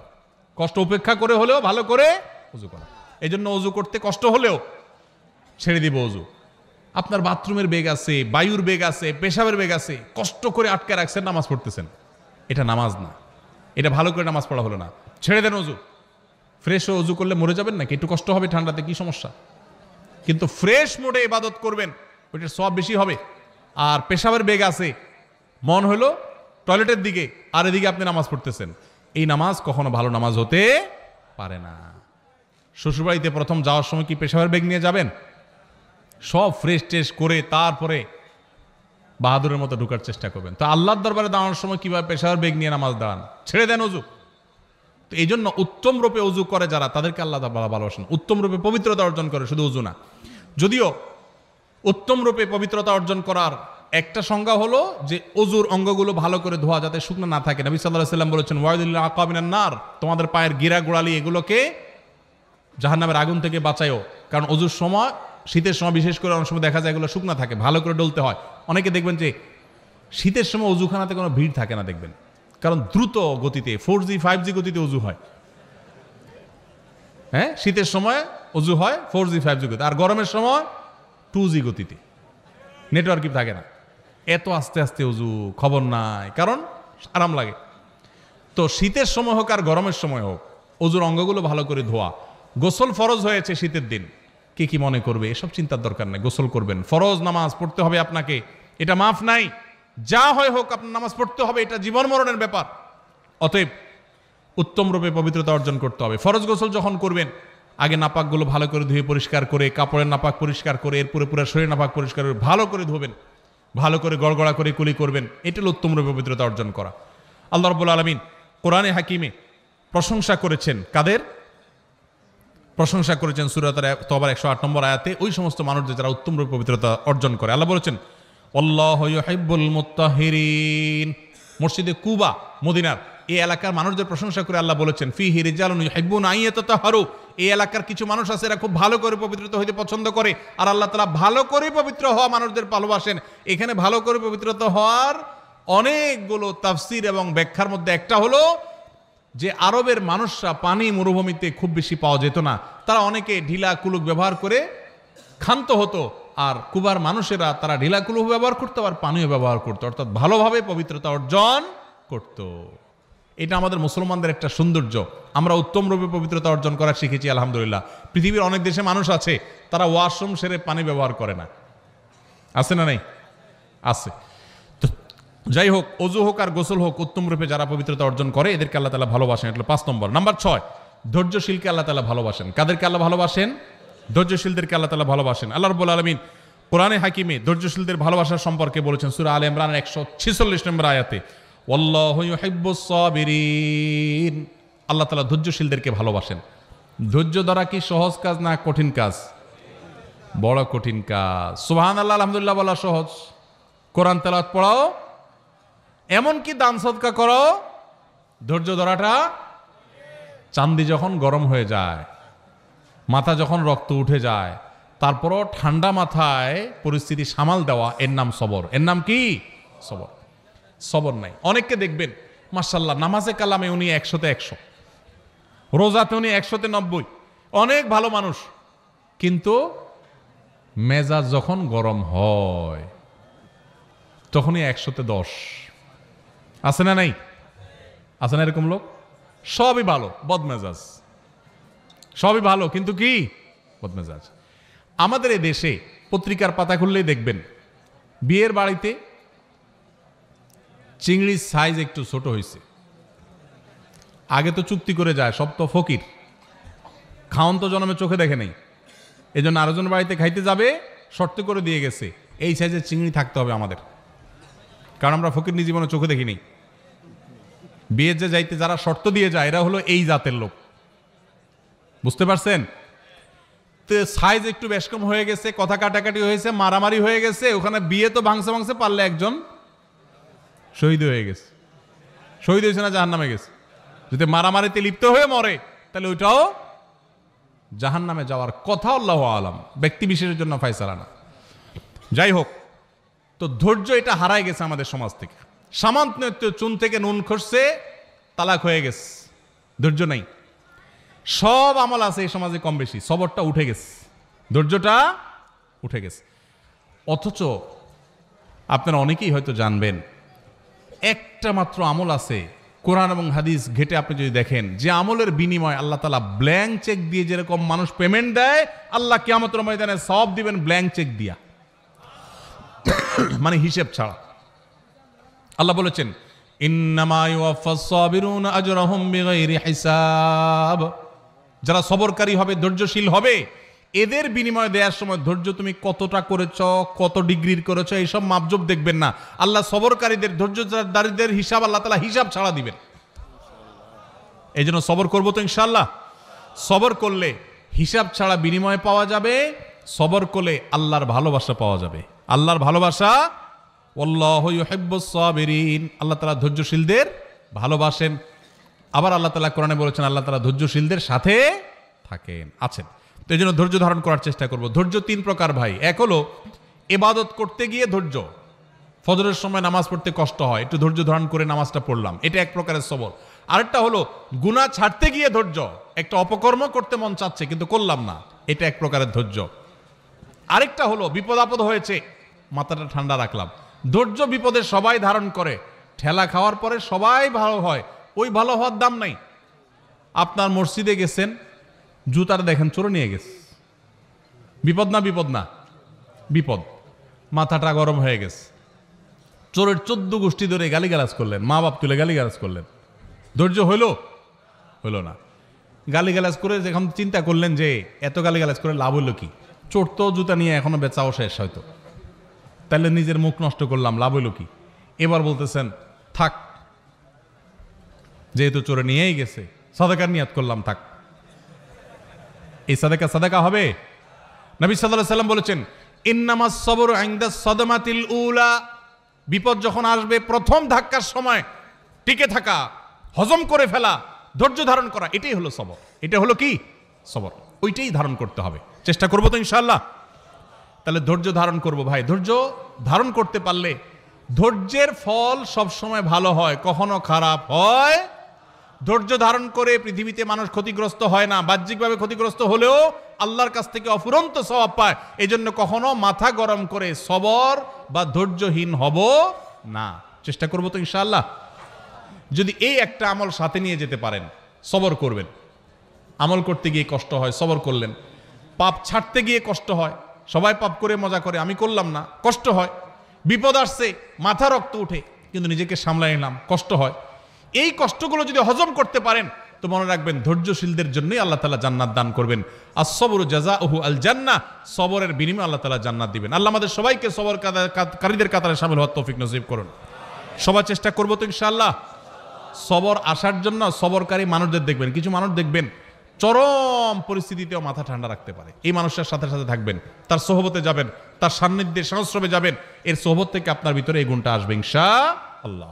তাহলে 6 নম্বর হলো যাদেরকে আল্লাহ ভালোবাসেন তারা হলেন ধৈর্যশীল সবরকারী। 7 নম্বর হলেন যারা আল্লাহর প্রতি ভরসা রাখেন, যারা আল্লাহর প্রতি ভরসা রাখেন। আল্লাহ রাব্বুল আলামিন বলেছেন ফাবিমা রাহমাতিম মিনাল্লাহি লিনতা লাহুম, হে রাসূল আল্লাহর অনুগ্রহে আপনি কোমল হয়েছেন, আপনি নরম দিলের হয়েছেন। ওয়ালাউ কুনতা ফাদ্দান গালিদাল কলবি লানফাদ্দু মিন হাওলিক, যদি আপনি শক্ত হৃদয়ের হতেন, কঠোর স্বভাবের হতেন, তাহলে মানুষ আপনার পাশে থাকতো না। নবীজির কথা আল্লাহ তাআলা বলছেন, আমাদের নবীজি খুব নরম ছিলেন, কোমল ছিলেন, রূঢ় স্বভাবের ছিলেন না। যদি রূঢ় স্বভাবের হতেন তাহলে তার পাশে পৃথিবীর কেউ থাকতো না, গোটা বিশ্ব তার কাছে এসে গেছে তার কোমলতার কারণে। এরপর আল্লাহ তাআলা বলেছেন ফাফু আনহুম ওয়াস্তাগফির লাহুম ওয়াশাবিরহুম ফিল আমর, অতএব হে রাসূল আপনি যে সাহাবী সহচরদের মধ্যে থাকেন, আপনার সাথে থাকা লোকদের, তাদেরকে আপনি ভুল হলে মাফ করেন, তাদের জন্য আল্লাহর কাছে ক্ষমা চান এবং তাদের কাছে পরামর্শ করেন। ফাইদা আযামতা, পরামর্শ করে যদি কোনো সিদ্ধান্ত গ্রহণ করেন, ফাতাওয়াক্কাল আলাল্লাহ, তাহলে আল্লাহর উপর এরপরে ভরসা করবেন। কেন? কারণ ইন্নাল্লাহা ইউহিব্বুল মুতাওয়াক্কিলিন, আল্লাহ তাআলা আল্লাহর উপরে ভরসাকারী তাওয়াক্কুলকারীদেরকে ভালোবাসেন। সূরা আলে ইমরান 159 নম্বরে আয়াতে আমরা আল্লাহর ভালোবাসার মানুষদের 7ম প্রকারের সাথেও পরিচিত হলাম। তারা হলেন আল্লাহর প্রতি যারা তাওয়াক্কুল রাখে। কি রাখে ভাই? আল্লাহর প্রতি ভরসা রাখে। আল্লাহর প্রতি কি রাখে? ভরসা রাখে। আল্লাহর ভরসার মানে তো বুঝি আমরা না, কি? যেই কোনো কাজ করার মালিক একমাত্র কে? অতএব আমি শত চেষ্টা করব, আমার মামু খালু আছে, হাই হ্যালো আছে, যাই থাকুক, কিন্তু আমার ভরসা থাকতে হবে কার উপরে? যে হবে সেটাই যেটা আল্লাহ ফয়সালা করেন। আল্লাহ ফয়সালা না করলে বহু মামু খালু থেকে কিছু হবে। আবার একইভাবে আমার জীবনে যত বিপদ আসুক, আমি বাহ্যিকভাবে দেখছি যে আমার চোখে ধোঁয়া ছাড়া কিছু নেই, আমার দেয়ালে পিঠ ঠেকে গেছে, তারপরও আমার ভরসা থাকবে কার উপরে? আল্লাহর উপরে। আল্লাহর উপরে ভরসা থাকবে যে আল্লাহ আমাকে দেখবেন। হাসবি আল্লাহ, যে কোনো বিপদে পড়বেন হাসবি আল্লাহ, মানে আল্লাহ আমার জন্য যথেষ্ট। এটা তাওয়াক্কুলের আলামত। উহুদ যুদ্ধের পর মুসলমানদেরকে যখন নানান ভয় দেখিয়ে সন্ত্রস্ত করার চেষ্টা করা হয়েছে, যে বদর যুদ্ধে উহুদ যুদ্ধে যেখানে মুসলমানরা নানাভাবে জর্জরিত, এরপরে আবার কাফেররা আবার সবাই একসাথে আসছে, এই কথা বলে তাদেরকে ভয় দেখানো হলো, তখন মুসলমানরা বলেছিলেন হাসবুনাল্লাহ, আল্লাহ আমাদের জন্য কি যথেষ্ট। একই কথা ইব্রাহিম আলাইহিস সালামও বলেছিলেন, যখন অগ্নিকুণ্ডে তাকে নিক্ষেপ করা হয়, তিনি বলেছিলেন আল্লাহ আমার জন্য যথেষ্ট। এই জন্য কেউ যদি কোনো বিপদে কোনো আপদে আল্লাহর প্রতি ভরসা রেখে বলে আল্লাহ আমার জন্য যথেষ্ট, সত্যি সত্যি আল্লাহ তার জন্য যথেষ্ট হয়ে যায়। এই জন্য ভাই আমরা সবাই আমাদের জীবনে যে কোনো কিছু, আমি পরীক্ষা দিলাম, ভালো মন্দ যাই হলো, আল্লাহর উপর ভরসা রাখবো। এটা বিপদ আসছে, আমি ভেঙে পড়বো না, আমি আল্লাহর উপর ভরসা রাখবো। ইমানদার সবসময় কার উপরে ভরসা রাখবে? অসুখ হয়েছে, ওষুধ আমি সেবন করব, কিন্তু ভরসা হবে কার উপরে? আল্লাহর উপরে। বিপদ আপদ হয়েছে, 2-4-5 জনের কাছে গেছি, ভালো কথা, কিন্তু ভরসা হবে কার উপরে? আল্লাহর প্রতি। আল্লাহর প্রতি ভরসা, পদে পদে, পায়ে পায়ে। আজ বস্তুবাদের জোয়ারের জয় জয়কারের এই পৃথিবীতে মানুষ আল্লাহর উপরে ভরসা ভুলে গেছে ভাই। এখন আল্লাহর উপরে ভরসা নাই, অসুখ হলে ওষুধের কথা আগে মনে পড়ে, আল্লাহর কথা মনে পড়ে না। এটা ঈমান দুর্বল হওয়ার লক্ষণ, আলামত খারাপ। এই জন্য বেশি বেশি করে আল্লাহর কথা স্মরণ করা, বিপদ আপদে আল্লাহকে স্মরণ করার চেষ্টা করা। আল্লাহর প্রিয় বান্দাদের মধ্যে শামিল হতে হলে এই তাওয়াক্কুলকারী হতে হবে। আল্লাহ আমাদের সবাইকে তৌফিক দান করুন। তাহলে 7 নম্বর, সেই সৌভাগ্যবান মানুষ যাদেরকে স্বয়ং আল্লাহ ভালোবাসেন বলে জানিয়েছেন, তারা হলেন, তারা পদে পদে জীবনের ক্ষণে ক্ষণে সব সময় ভরসা রাখে কার উপরে? আল্লাহর উপরে। আল্লাহর উপরে যারা ভরসা রাখে তারা কখনো বেইজ্জত হয় না, তারা কখনো মন খারাপ করে না। ধরুন আমি ওনার উপরে ভরসা রাখলাম, ওনার উপরে ভরসা রাখলাম, আপনার উপরে ভরসা রাখলাম, রেখে আমার ভরসাটা ভেঙে গেল, মনটা খারাপ হবে না? খারাপ হবে না? কিন্তু যদি আমি আল্লাহর উপরে ভরসা রাখি যে ঠিক আছে ওনার কাছে গেলাম, উনিও আমার আপন, উনিও আমার আপন, সবই ঠিক আছে, কিন্তু ভরসা আমার কার উপরে? ওনাদের উপরে আমার ভরসা নেই। ভরসা কার উপরে? তাহলে এই ভরসা যদি ভঙ্গও হয় তাহলে আমার মন খারাপ হবে। আল্লাহর উপরে ভরসা রাখার পরে যদি আমি দেখি আমি যা চাইলাম তা হইল না, তাহলে সান্ত্বনা আছে আল্লাহ আমাকে যা চেয়েছি তা না দিয়ে হয়তো এর চেয়ে ভালো কিছু দিবেন। ঠিক না ভাই? ঠিক। এই জন্য সবসময় আমরা কার উপরে ভরসা রাখবো? ইনশাআল্লাহ। বাচ্চাদেরকে আল্লাহর ভরসা শিখাবো, তাওয়াক্কুল শিখাবো। আমাদের থেকে হারিয়ে যাওয়া আমলগুলো, হারিয়ে যাওয়া গুরুত্বপূর্ণ বৈশিষ্ট্যগুলোর একটি হলো এই তাওয়াক্কুল। মুসলমানদের কাছ থেকে আজ হারিয়ে গেছে ভাই। আমাদের বাচ্চা বলি, বড় বলি, আমাদের মধ্যে আল্লাহর প্রতি তাওয়াক্কুল জিনিসটা নাই। বস্তুবাদ আমাদের কাছে এত নগদ নগদ সবকিছুকে পাইয়ে দিচ্ছে যে আল্লাহর কথা আমাদের আর স্মরণ হয় না। ভাইরা আমার, কোভিড-19 এসে আমাদেরকে কিন্তু তাওয়াক্কুল শিখাই দিয়ে গেছে। ঠিক না ভাই? ঠিক। তাওয়াক্কুল শিখাইছে না শিখায় নাই? আল্লাহু আকবার। শত সহস্র ব্যবস্থা থাকার পরও ইমানদার আল্লাহর উপর তাওয়াক্কুলটাকে অগ্রাধিকার দিবে। নাম্বার 8, সর্বশেষ প্রকার হলো আল্লাহর রাহে যারা জিহাদ করেন, জীবন বাজি রাখেন, আল্লাহর নির্দেশে যারা জিহাদে থাকেন, সেই মানুষগুলো সম্পর্কে আল্লাহ তাআলা সূরা সফের 4 নম্বর আয়াতে বলেছেন, ইন্নাল্লাহা ইউহিব্বুল্লাযিনা ইউকাতিলুনা ফি সাবিলি। যারা আল্লাহর রাহে জিহাদ করে, তারা আল্লাহর রাহে জিহাদ করে কিভাবে? সফফান, সারিবদ্ধভাবে, কান্নাহুম বুনিয়ানুম মারসুস। ইন্নাল্লাহা ইউহিব্বুল্লাযিনা ইউকাতিলুনা ফি সাবিলিহি সফফান কান্নাহুম বুনিয়ানুম মারসুস। যারা আল্লাহর রাহে সারিবদ্ধভাবে দাঁড়িয়ে এরকম বৃক্ষরাজির মতো যারা জিহাদে লিপ্ত থাকে, আল্লাহ রাব্বুল আলামিন তাদেরকে ভালোবাসেন, তাদেরকে আল্লাহ পছন্দ করেন। তাহলে আল্লাহর ভালোবাসার মানুষ হতে হলে আল্লাহর রাহে জিহাদ যখন করার সুযোগ তৈরি হবে তখন জিহাদও করতে হবে। আল্লাহ তাআলা আমাদের সবাইকে আল্লাহ তাআলার প্রিয় বান্দাদের কাতারে শামিল হওয়ার তৌফিক নসিব করুন।